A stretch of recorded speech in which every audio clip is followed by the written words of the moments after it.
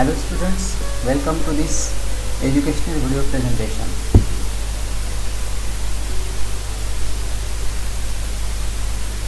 In today's lesson, we are going to learn a poem from Standard 9, Subject English. The title of the poem is Walk a Little Slower. Presentation by Sunil Vaghambare, Residential High School, Shawgaon.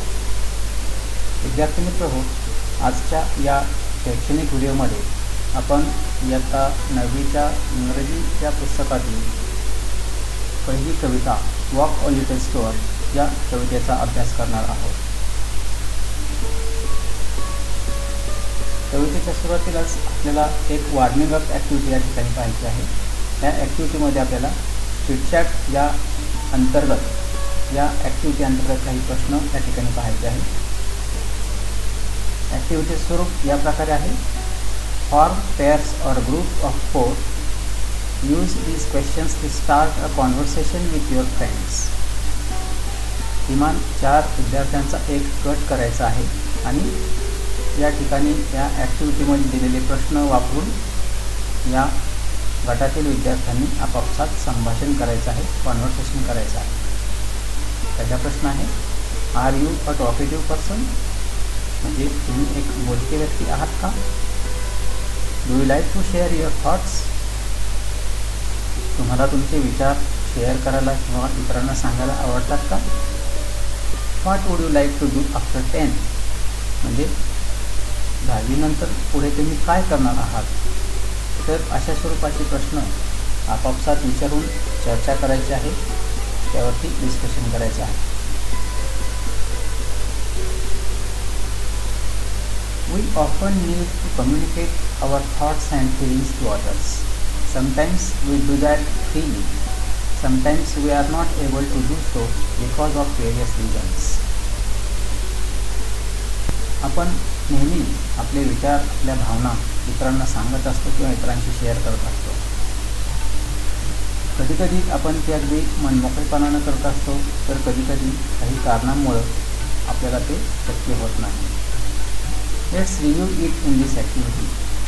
Try to complete each sentence using a new idea. These are open-ended questions. या ॲक्टिव्हिटीमध्ये तुम्हाला काही प्रश्न दिलेले आहेत, काही वाक्य दिलेले आहेत आणि ते वाक्य तुम्हाला तुमच्या नवीन कल्पना वापरून पूर्ण करायचे आहेत. प्रत्येक वाक्य किंवा प्रत्येक प्रश्न हा ओपन-एंडेड म्हणजेच मुक्तोत्तरी आहे. You and your friends need not write the same answers. तुमचं आणि तुमच्या मित्रांचं उत्तर सारखंच येईल असं नाही, सारखंच असायला पाहिजे असंही नाही. तुमची उत्तरं वेगवेगळी असू शकतात.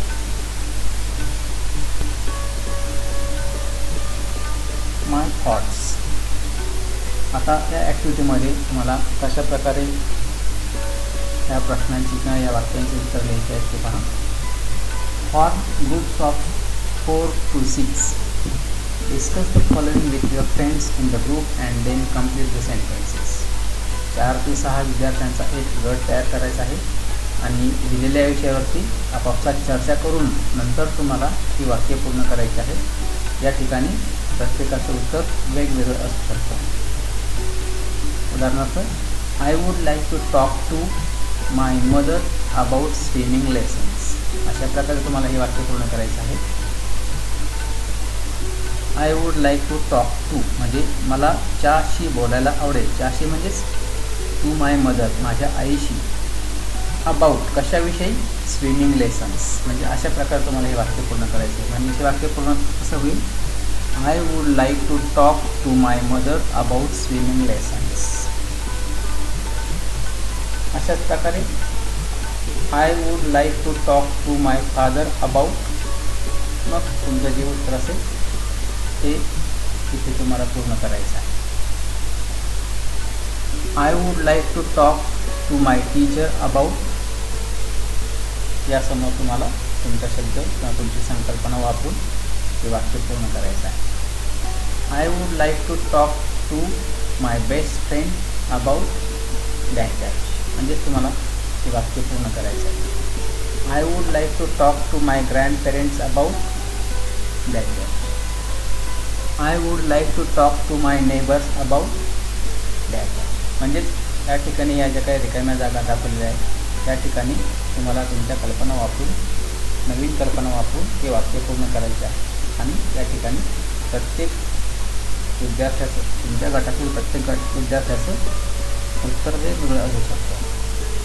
त्याचप्रमाणे दुसरा प्रश्न आहे, दुसरी सिच्युएशन आहे, I would like to learn to, म्हणजे मला टिंब शिकायला आवडेल. आता काय ते पुढं तुम्हाला तुमची कल्पना वापरून हे वाक्य पूर्ण करायचं आहे. हा उदाहरणार्थ, I would like to learn to play chess from my cousin. या ठिकाणी प्ले चेस म्हणजे या ठिकाणी तुम्हाला काहीतरी ॲक्शन किंवा काहीतरी शिकायचं आहे नवीन. कुणाकडून काय शिकायचं आहे हे तुम्हाला ठरवायचं आहे आणि त्याप्रमाणे तुम्हाला या ठिकाणी रिकाम्या जागी ते शब्द वापरून ते वाक्य पूर्ण करायचं आहे. I would like to learn to dash dash from my best friend. I would like to learn to dash dash from my grandmother. I would like to learn to dash dash from my teacher. I would like to learn to dash dash from my neighbour. तर अशा प्रकारे या रिकाम्या जागा तुम्हाला भरून नवीन वाक्य तयार करायचे आहे.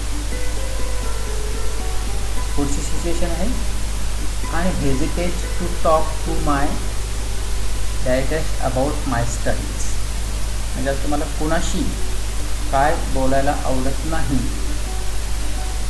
अशा विचारानं तुम्हाला ही वाक्य पूर्ण करायची आहे. उदाहरणार्थ, I hesitate to talk to my mother about my studies. तर अशा प्रकारे तुम्हाला ही वाक्य पूर्ण करायची आहे. I hesitate to talk to my dash dash about my studies. I hesitate to talk to my dash dash about the way he or she talks to my friends. I hesitate to talk to my dash dash about what I would like to do in future. याप्रमाणे तुम्हाला ही वाक्य पूर्ण करायची आहेत आणि ही activity पूर्ण करायची आहे. Now let us see the text of the poem. The title of the poem is Walk a Little Slower. म्हणजे जरासं हळू चाला किंवा थोडं हळू चाला. Walk a little slower, Daddy, said a little child so small. I am following in your footsteps and I don't want to fall. Sometimes your steps are very fast. Sometimes they are hard to see. So walk a little slower, Daddy, for you are leading me. Someday when I am all grown up, you are what I want to be. Then I will have a little child who will want to follow me.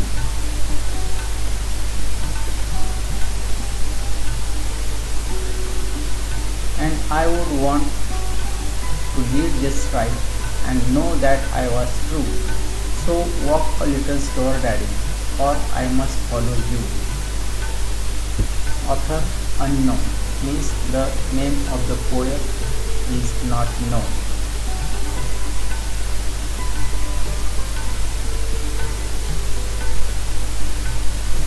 Meanings of the words. See the meanings of the words used in the poem. Walk. Here it means to communicate with some actions, ideas and feelings to understand someone. म्हणजे त्या ठिकाणी अर्थ मार्गदर्शन करणे, मार्ग दाखवणे. To fall. Here it means do not want to fail in getting something. या ठिकाणी या शब्दाचा अर्थ अपयश येणे किंवा अपयशी होणे असा होतो. Following in your footsteps या फ्रेजचा अर्थ doing the same things as the other do. एखाद्याचे अनुकरण करणे. Leading म्हणजेच गायडिंग, दिशा दाखवणे किंवा दिशा दाखवणार.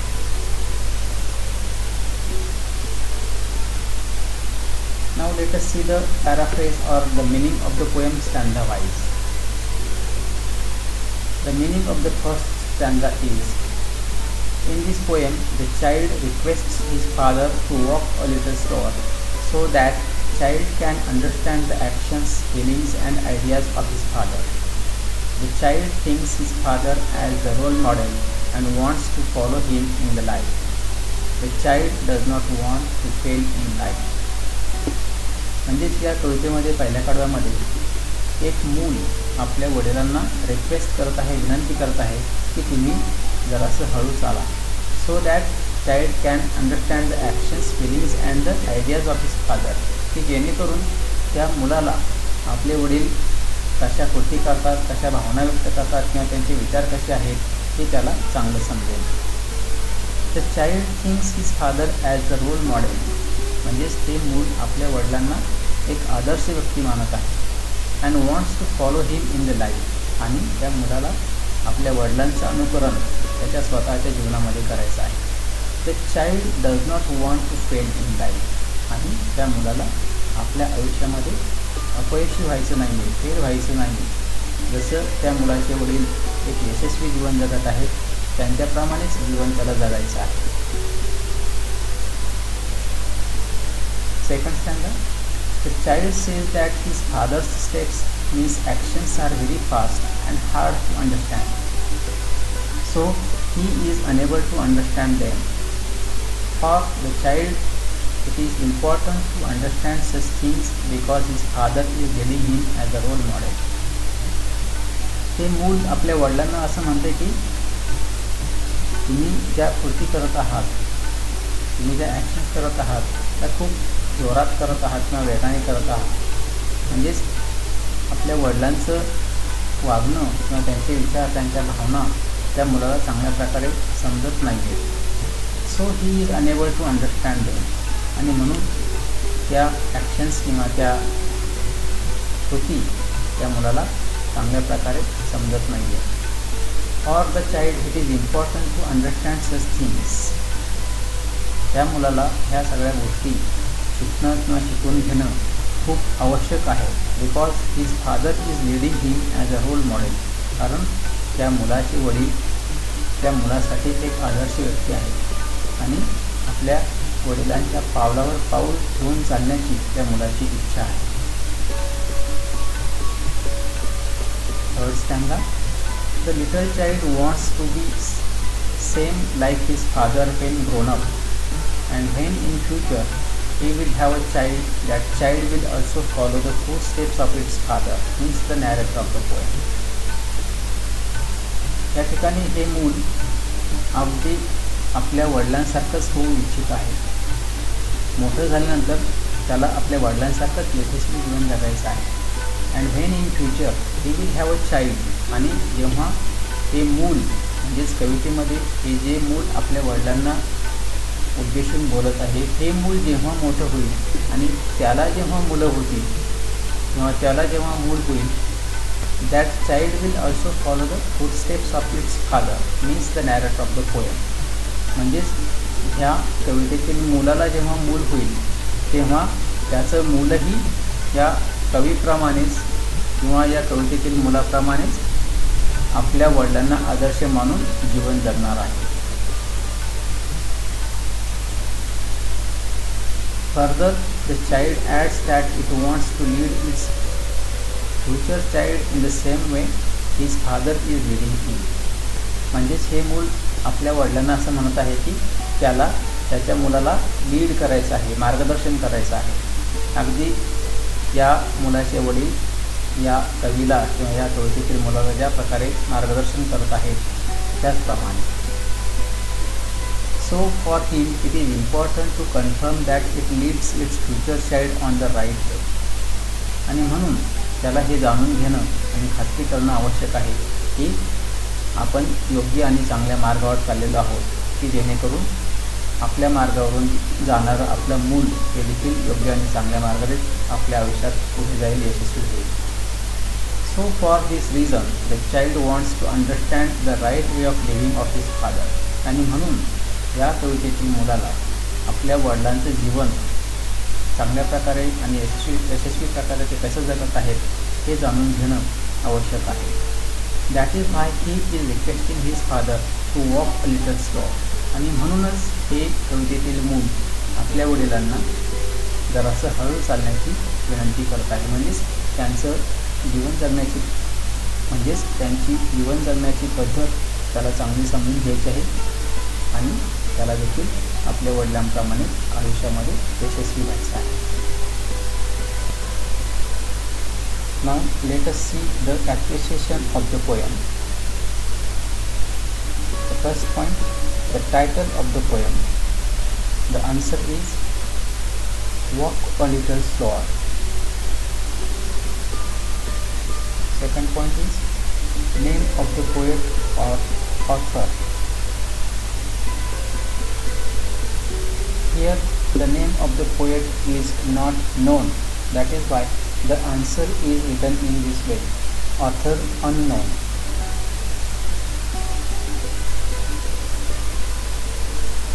Next point, figure of speech used in the poem, म्हणजे कवितेमध्ये वापरलेला भाषा अलंकार. ॲलिट्रेशन म्हणजेच अनुप्रास अलंकार.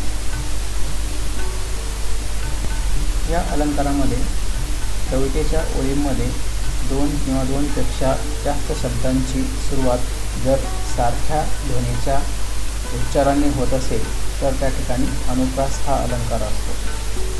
उदाहरण पाहूया. Example, sed a little child so small. या ओळीमध्ये आपल्याला पहा स हा ध्वनी 2 किंवा 2 पेक्षा जास्त वेळा शब्दांच्या सुरुवातीला आलेला दिसतो. म्हणजे त्या ठिकाणी सेड शब्दामध्ये, सो शब्दामध्ये आणि स्मॉल शब्दामध्ये यस हे अक्षर किंवा स हा ध्वनी रिपीट झालेला आहे, पुन्हा वापरलेला आहे, म्हणून या ठिकाणी ॲलिट्रेशन किंवा अनुप्रास अलंकार आहे. Second example, I am following in your footsteps. या ओळीमध्ये देखील फॉलोइंग आणि फूटस्टेप्स या शब्दांच्या सुरुवातीला फ हा ध्वनी येतो, म्हणून या ठिकाणी देखील ॲलिट्रेशन हे फिगर ऑफ स्पीच आहे किंवा अनुप्रास अलंकार आहे. Next point, rhyme scheme used in the poem. म्हणजे यमकरचना, म्हणजे यमकरचना कोणत्या प्रकारची वापरलेली आहे. तर या कवितेमध्ये ABCD ही राईम स्कीम वापरलेली आहे. Central theme or idea of the poem. The title of the poem suggests the theme of the poem. The child is talking to its father. The father is a role model for the child. The child wants to be successful like its father and so wants to understand the way of living of the father.